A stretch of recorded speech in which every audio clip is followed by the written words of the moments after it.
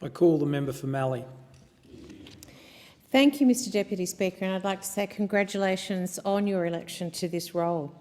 I rise today to discuss a critical issue facing the horticultural sector in my electorate of Mallee. Since being elected, growers have informed me of the difficulties they face in securing a reliable and sufficient seasonal workforce. Mallee is home to approximately 74% of Australia's almond production, 70% of table grapes, 57% of nectarines and 19% of oranges, with most grown in the north of my electorate. This area along the Murray River, encompassing Mildura, Robinvale and Swan Hill, amounts to 10% of all horticultural farms in Australia and accounts for $1.36 billion, or 15% of Australia's horticultural production in 2016. Growers from these areas have been dealing with workforce shortages for years, creating anxiety and uncertainty for each harvest. If workers cannot be found, this season's harvest is at risk of falling to the ground, resulting in a $1.4 billion loss for this industry.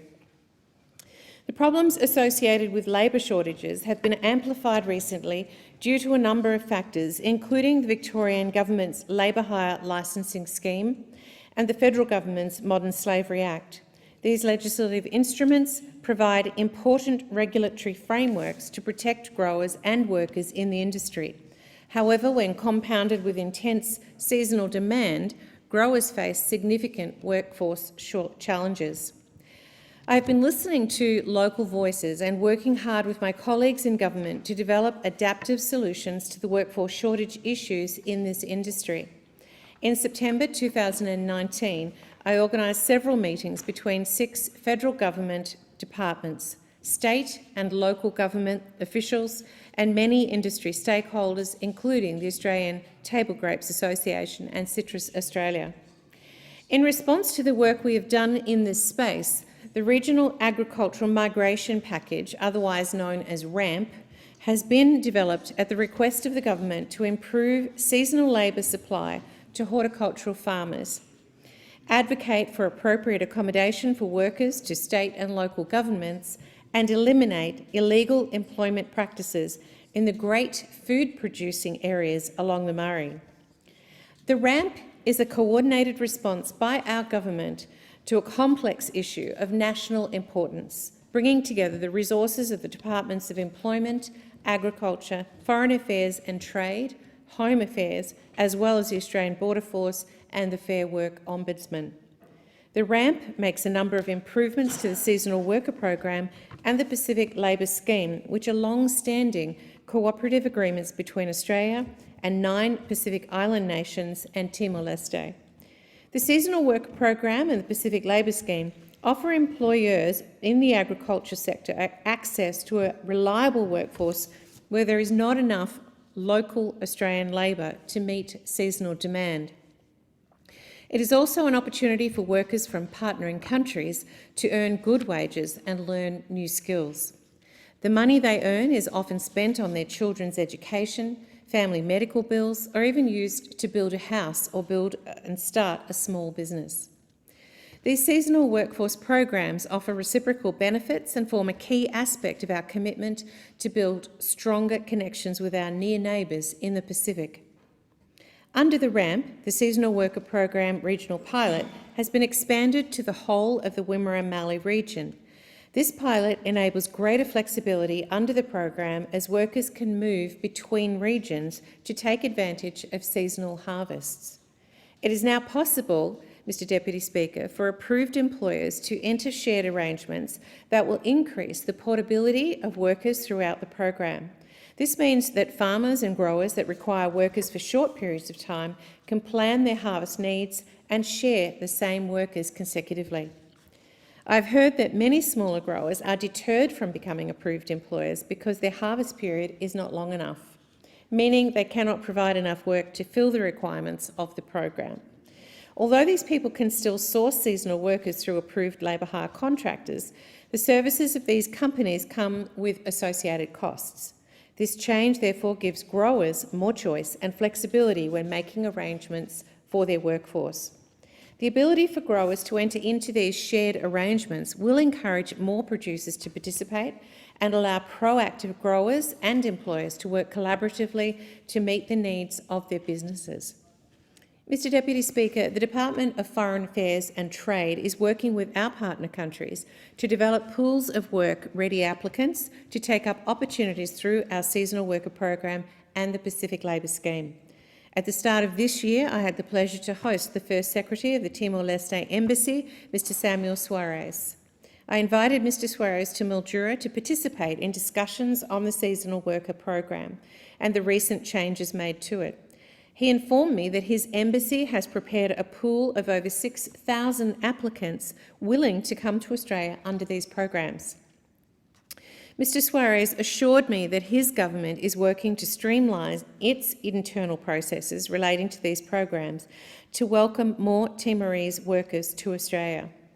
Their hard work is demonstrated by the fact that the number of Timorese workers in the seasonal worker program has increased from 754 in 2017 to 1,712 in 2019. The Timor-Leste government knows that Australia's seasonal workforce programs are beneficial for their workers. However, Mr Suarez noted that Timorese workers do incur significant costs as part of their employment. Before accepting their offer of employment, seasonal workers must complete expensive medical tests in Timor-Leste. They are then presented with a schedule of payments that will be deducted from their pay to cover certain costs, including flights and accommodation. Mr Suarez estimates that Timorese workers spend close to $1 million Australian dollars in associated costs and deductions during their involvement with our seasonal workforce programs.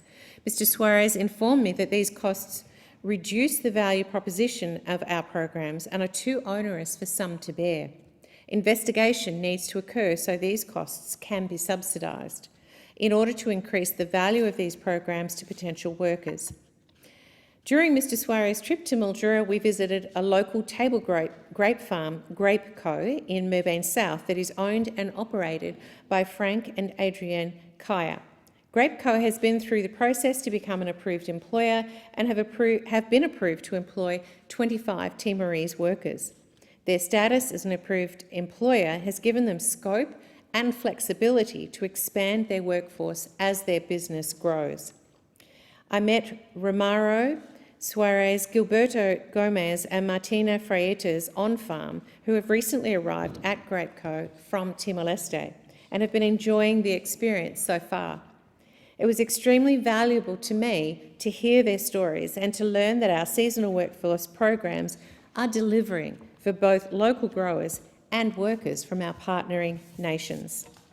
Based on the feedback I have received from numerous sources, it is clear that the federal government's seasonal workforce programs are operating effectively and are working to address shortages in the region. With that being said, a number of barriers still remain, which prevent a complete solution to the workforce shortages in our region, and as such, this issue will be a key priority for me this year.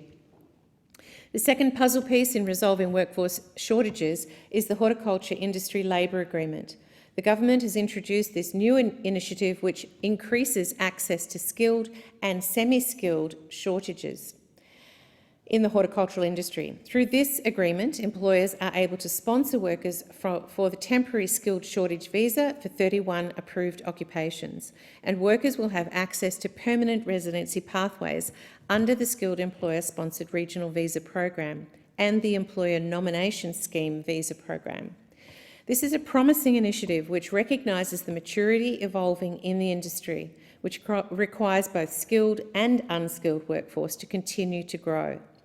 I look forward to working with local producers and relevant stakeholders to ensure success with this horticultural industry labour agreement, as well as our complementary seasonal workforce programs.